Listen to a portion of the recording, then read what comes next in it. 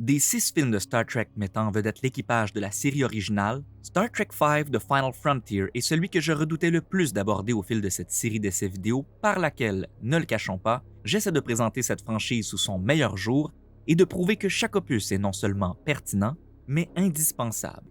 Or, bien que je ne déteste pas ce film et que j'apprécie ce que son réalisateur et co-scénariste William Shatner a essayé de faire, on pourrait tout à fait, d'un point de vue purement narratif, effacer Star Trek V sans que cela n'ait d'impact sur notre compréhension de Star Trek VI. D'une certaine façon, Star Trek V me rappelle Mission Impossible 2, définitivement le mouton noir de sa propre franchise. Alors que les récents films réalisés par Christopher McQuarrie ramènent des personnages des films précédents, on ne fait jamais référence à quoi que ce soit provenant de Mission Impossible 2. Ainsi, pourrait-on aisément réécouter tous les films en oubliant Mission Impossible 2 et la franchise ne s'en porterait que mieux. Et pourtant, on trouve dans Mission Impossible 2 un des meilleurs méchants de la franchise, le meilleur personnage féminin avant l'arrivée de Rebecca Ferguson dans le 5e film et probablement le meilleur démasquage. Ma question est donc la suivante. Non, je veux dire oui, c'est une bonne question, mais pas tout de suite. Ma question, c'est plutôt, y a-t-il, dans The Final Frontier, des éléments qui méritent de ne pas être oubliés? Et mieux encore, à défaut d'être crucial sur le plan narratif, en quoi le film est-il indispensable pour la franchise sur le plan thématique? Comme je l'ai déjà mentionné auparavant, The Voyage Home est peut-être la conclusion d'une trilogie narrative amorcée avec The Wrath of Khan, mais il s'agit également du premier volet d'une nouvelle trilogie thématique. Dans The Voyage Home, Star Trek retrouve enfin sa vocation première, qui est de nous montrer qu'il est possible pour les humains de s'améliorer et de bâtir une meilleure société que celle que nous connaissons aujourd'hui. Mais en prenant les rênes de la franchise, Leonard Nimoy s'était éloigné d'un des principes fondamentaux de Star Trek. Selon Gene Roddenberry, pour accéder au monde utopique de Star Trek, il faut nous débarrasser des religions et des superstitions.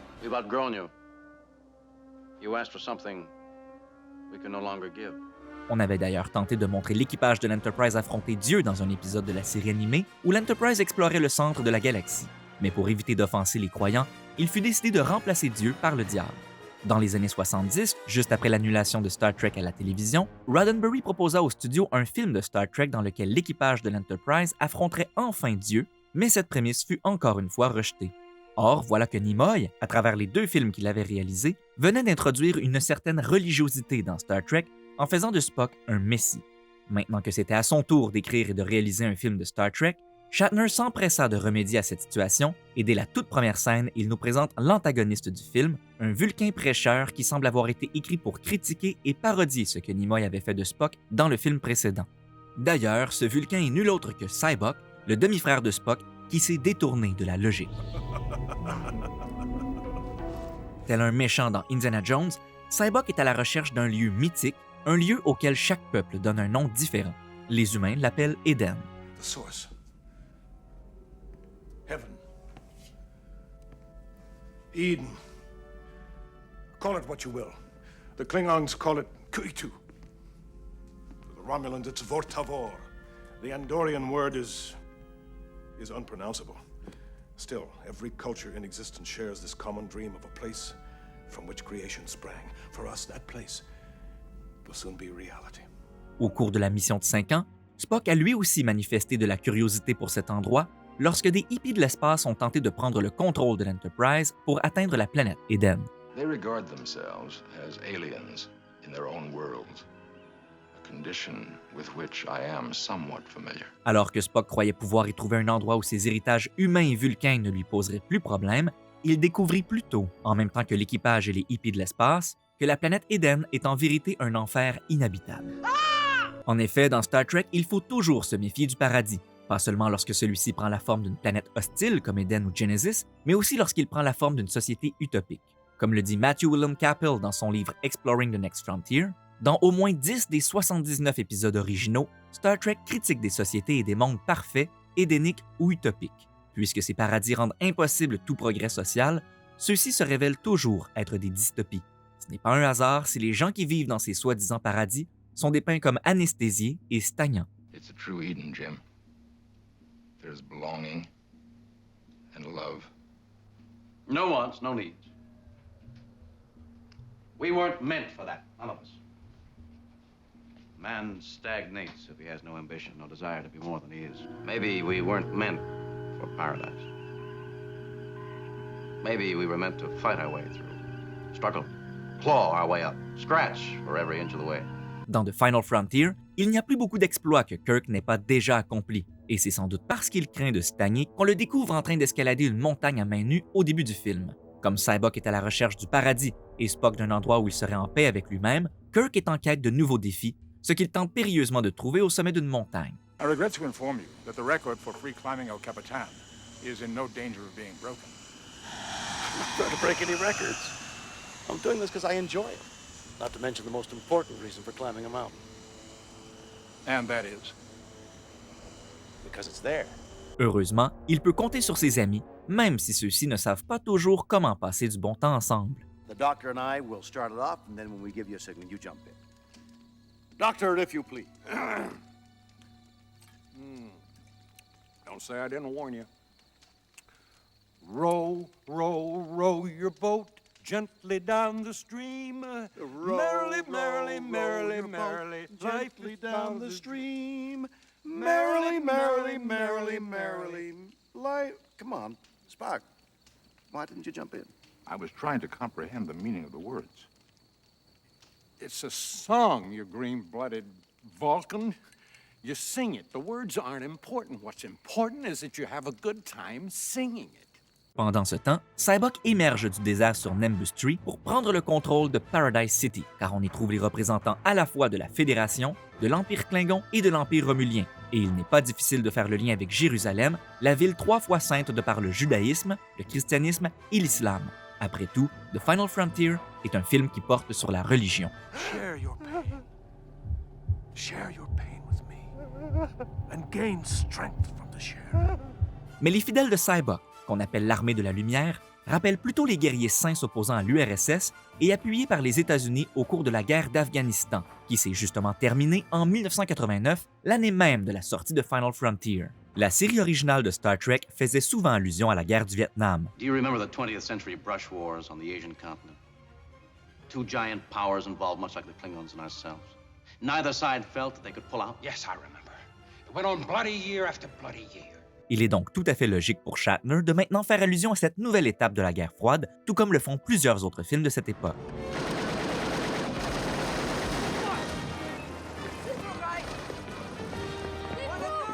Pour s'introduire dans la ville, Kirk s'inspire d'Ulysse et compte utiliser des chevaux pour que son équipage et lui passent pour des membres de l'armée de la lumière, mais pour obtenir les chevaux, il doit créer une distraction, ce qui tombe toujours, toujours, toujours, toujours, toujours, toujours, toujours, toujours sur le personnage féminin. Et cette convention des films hollywoodiens est encore plus insultante quand, après avoir échoué chacune de ses missions au fil d'un film, le personnage féminin n'est même pas capable d'accomplir cette fonction qui, selon les scénaristes, devrait lui être innée. Mission Impossible 2 a soudainement l'air moins mauvais, n'est-ce pas? Things haven't exactly worked out the way you thought they would, Ethan. Sorry.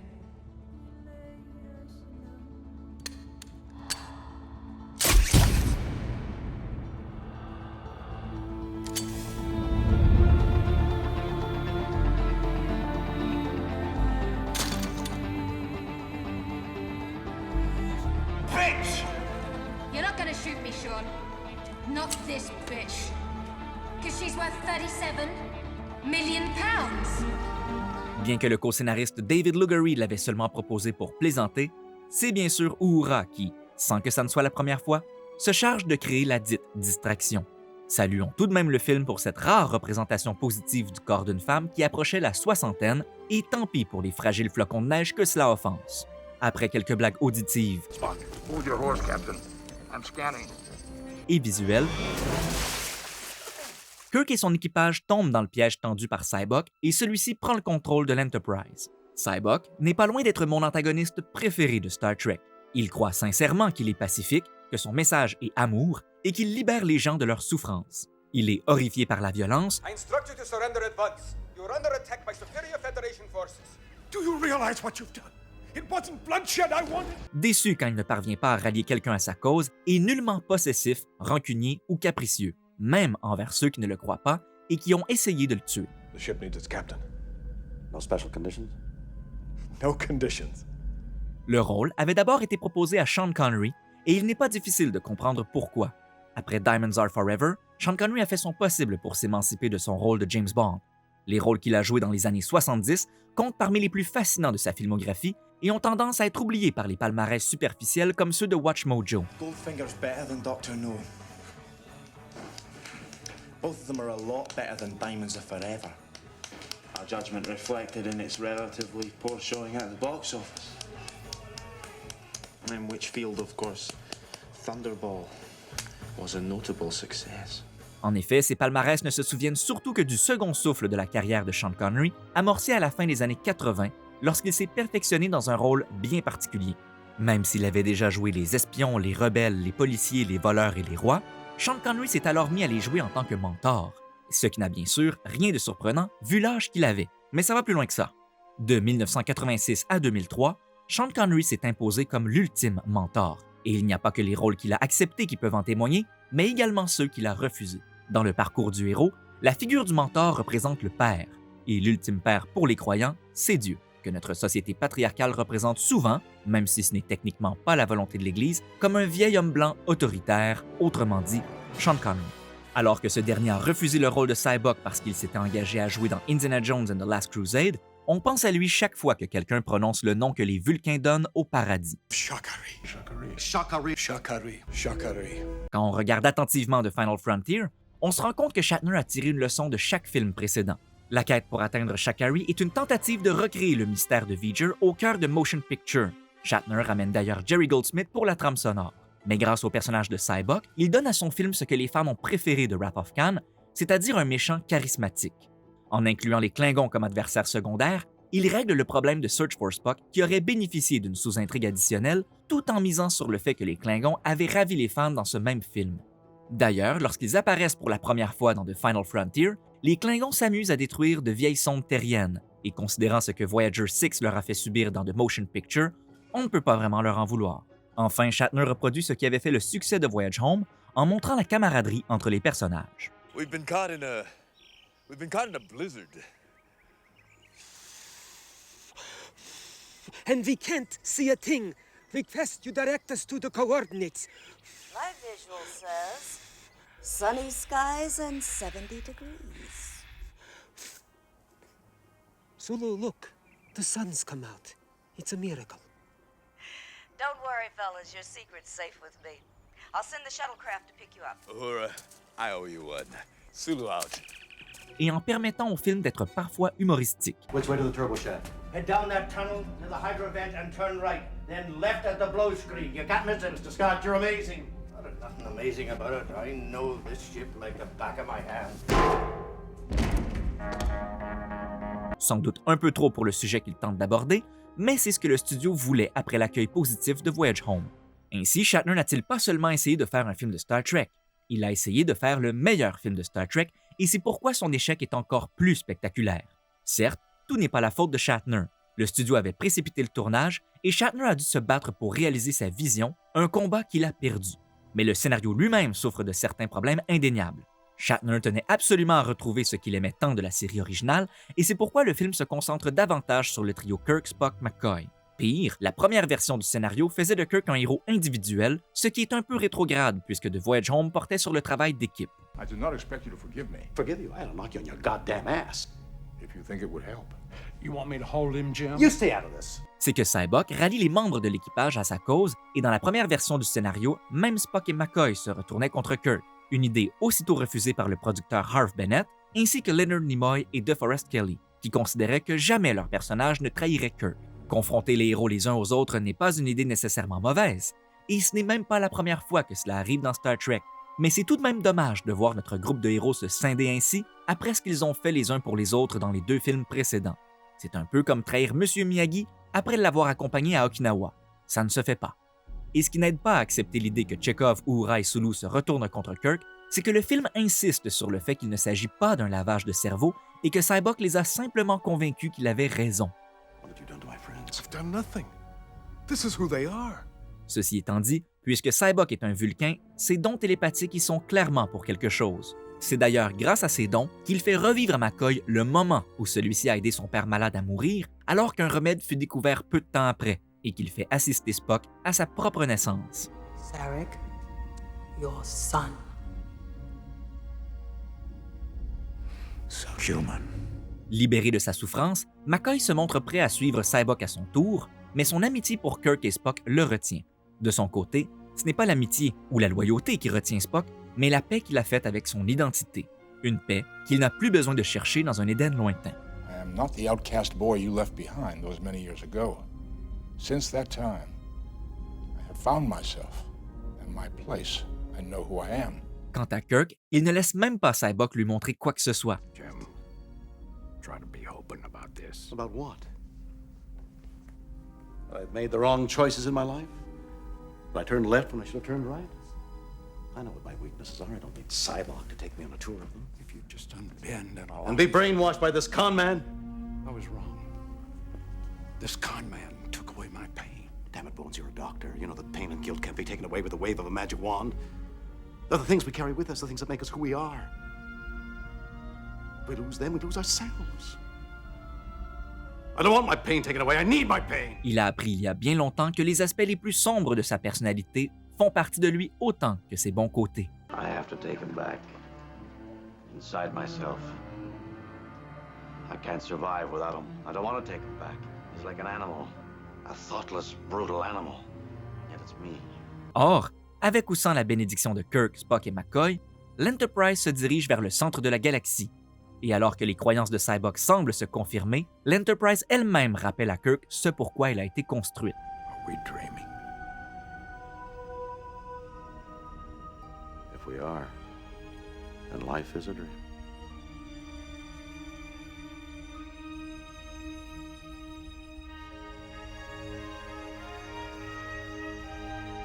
C'est donc le trio habituel de la série originale qui accompagne Sybok sur la planète Shakari, que le film hésite à nous montrer comme majestueuse ou décevante. D'un côté, la planète n'est rien d'autre qu'un désert identique, parce que tourné au même endroit, à Nimbus 3, si ce n'est qu'on a appliqué un filtre violet, et il est curieux, quoique révélateur, que Sybok soit aussi impressionné par ce paysage pourtant familier. Amazing. The land, the sky. Just as I knew it would be. Mais d'un autre côté, on a soigneusement choisi le meilleur moment de la journée pour tourner et donner au décor un aspect magique, tandis que Jerry Goldsmith nous fait entendre le plus beau thème de cette trame sonore. Dans une scène consciemment inspirée de Wizard of Oz, les 4 personnages se retrouvent devant Dieu, qui prend la forme d'un vieil homme blanc autoritaire. Si Sybok est charmé, Kirk reste perplexe. En effet, ce n'est pas la première fois qu'il se retrouve face à un dieu qui exige d'être vénéré. Qui plus est, celui-ci revendique même l'Enterprise, ce qui pousse Kirk à canaliser son Eric Von Daniken intérieur. What does God need with a starship? My God would never need a vehicle in which to move around, a vehicle to go from point A to point B. Tout comme le magicien d'Oz, ce dieu est un charlatan. Du moins, c'est ainsi que la plupart des gens l'interprètent. Pour ma part, rien ne m'a jamais empêché de croire qu'il s'agissait effectivement de l'entité que nos ancêtres avaient pris pour un vrai dieu, surtout celui de l'Ancien Testament. S'ensuit une démonstration cruelle et foudroyante de la puissance divine qui échoue toutefois à répondre à la question de Kirk, ce que Spock trouve bien sûr illogique. He's not answered his question. What does God need with a starship?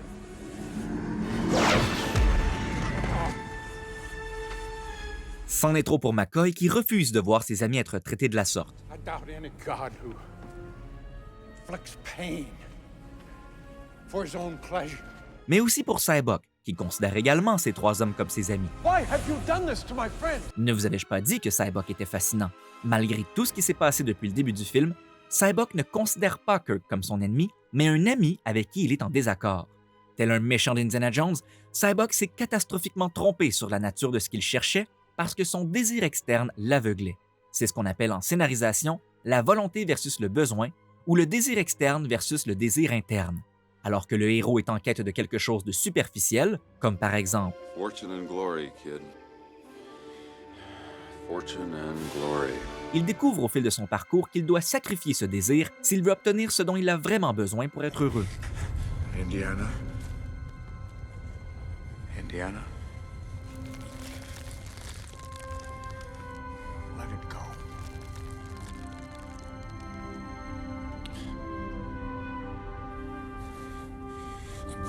Réalisant son erreur trop tard et face à son propre reflet, Sybok se sacrifie pour ses amis. Forgive me, brother. Forgive me.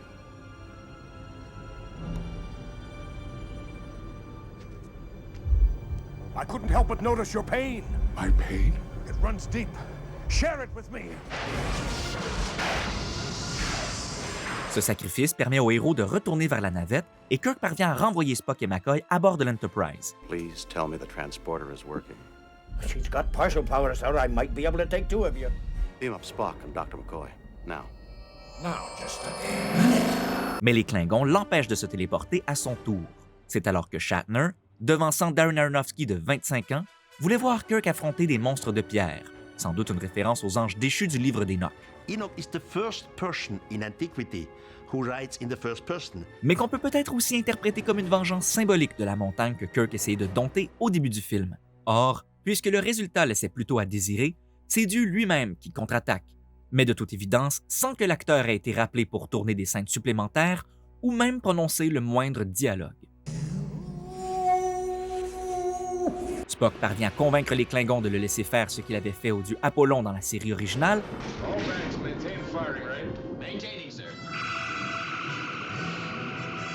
et ce que les Américains font toujours lorsqu'ils rencontrent une entité religieuse dans le désert, un bombardement aérien. Persuadé qu'il allait mourir aux mains même de ceux qui avaient tué son fils, Kirk est surpris de se retrouver à bord de l'oiseau de proie en compagnie de son ami. Please, Captain. Not in front of the Klingons. Le film se termine par une simili-réconciliation entre l'équipage de Kirk et les Klingons, ce qui démontre que Shatner savait très bien où la franchise devait aller. Mais l'exécution est loin d'être satisfaisante et il faudra attendre le prochain film pour voir l'équipage de l'Enterprise tenter de faire la paix avec les Klingons malgré la rancune qui persiste entre les deux camps. Comme quoi, la manière de faire les choses est tout aussi importante que le message qu'on essaie de véhiculer. Et c'est justement ce que le film veut nous dire. Certes, le message de Voyage Home est important et il faut absolument chercher à s'améliorer. Mais aussi faut-il le faire de la bonne manière. Pour Roddenberry et pour Shatner, ce n'est pas en se tournant vers la religion ou en faisant de Star Trek une religion qu'on y arrivera. Et ce n'est pas non plus en cherchant un monde paradisiaque ou utopique aux confins de l'espace ou sur un écran de cinéma. Spock avait effleuré la solution il y a bien des années. It is my sincere wish that you do not give up your search for Eden. I have no doubt but that you will find it. Or make it yourselves. Notre utopie, c'est à nous de la réaliser. Alors que Shatner a perdu presque tous les combats qu'il a menés contre le studio pour que le film reste fidèle à sa vision, il a réussi à garder une réplique que le studio ne cessait de retirer du montage. We were speculating. Is God really out there? Maybe he's not out there, Bones. Maybe he's right here. Human heart. Ainsi, Kirk n'a-t-il pas besoin d'escalader des montagnes au péril de sa vie pour être heureux, car ce dont il a réellement besoin, c'est de se dépasser lui-même. Ce n'est pas un hasard si le nom de la montagne qu'il escaladait au début du film, c'est El Capitan, car c'est en Kirk lui-même que se trouve la plus haute montagne à gravir, et c'est en chacun de nous que se trouve l'ultime frontière. If I ever go looking for my heart's desire again, I won't look any further than my own backyard. Même Spock a mis un terme à sa propre quête superficielle pour tenter de comprendre les paroles d'une chanson et a compris que ce qui compte réellement, c'est tout simplement de la chanter avec ses amis. Merrily, merrily, merrily, life is but a dream. Malgré cette tentative de redonner à Star Trek les valeurs antithéistes de la série originale, The Final Frontier déplut à Roddenberry qui y voyait une pâle copie du scénario qu'il avait proposé des années auparavant. Il faut dire que Roddenberry n'aimait pas la direction prise par Star Trek depuis qu'il avait perdu le contrôle de la franchise et qu'il détestait même The Wrath of Khan, le film préféré de la plupart des fans de Star Trek. Et alors que la série de Next Generation est généralement plus appréciée que la série originale, celle-ci s'éloignait encore plus de la vision de Roddenberry au fil de chaque saison, et c'est ce qui semble avoir fait le succès de cette série. C'est pourquoi je n'accorde pas vraiment d'importance aux propos de Shatner lorsqu'il dit que Roddenberry doit sûrement se retourner dans sa tombe à cause de la direction prise actuellement par la franchise, car cela fait un bon moment que Roddenberry n'aime pas ce qui fait pourtant le succès de Star Trek auprès de plusieurs personnes. Comme toujours, j'espère que vous avez aimé cet épisode. N'hésitez pas à cliquer sur le pouce en l'air, à le partager et vous abonner à la chaîne si ce n'est pas déjà fait. Dites-moi dans les commentaires ce que vous avez pensé de Final Frontier et on se retrouve dans un mois pour la conclusion de cette série d'essais vidéo.